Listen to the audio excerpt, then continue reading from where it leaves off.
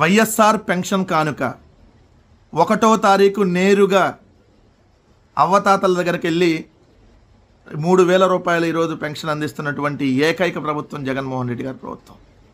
ఎక్కడా కూడా వివక్ష లేదు. కులం చూట్టల్లా, మతం చూట్టల్లా, ప్రాంతం చూట్టల్లా, రాజకీయాలు చూట్టల్లా అర్హతే ప్రామాణికంగా 66 లక్షల మందికి పెన్షన్ అందిస్తున్నటువంటి ఏకైక ప్రభుత్వం జగన్మోహన్ రెడ్డి గారి ప్రభుత్వం.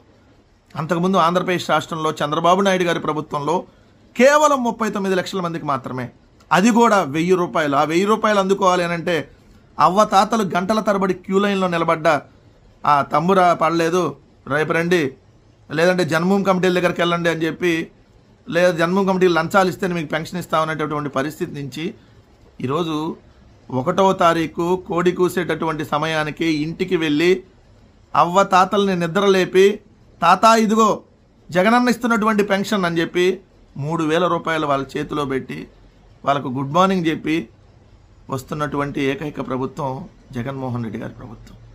అక్షరాల 66,34,000 మందికి నెలకి 1,868 కోట్ల రూపాయలు కేవలం పెన్షన్ల రూపంలో జగన్మోహన్ రెడ్డి గారి ప్రభుత్వం ఏదైతే అవ్వతాతలకి, వికలాంగులకి వీళ్ళందరికీ అందిస్తూ ఉంది. అంతకుముందు 400 కోట్లు నెలకి, ఇప్పుడు 2,000 కోట్లు. చంద్రబాబు నాయుడు ప్రభుత్వంలో 400 కోట్లు, ఈరోజు 5 రెట్లు పెరిగి 2,000 కోట్ల రూపాయల నెల పెన్షన్. ఇప్పటి వరకు 55 నెలల్లో పెన్షన్ల మీద రాష్ట్ర ప్రభుత్వం ఖర్చు పెట్టింది అక్షరాల 83,526 కోట్ల రూపాయలు. చెప్పాడంటే చేస్తాడంతే. ఇది కదా జనం ప్రభుత్వం. జనం ప్రభుత్వం, జగనన్న ప్రభుత్వం.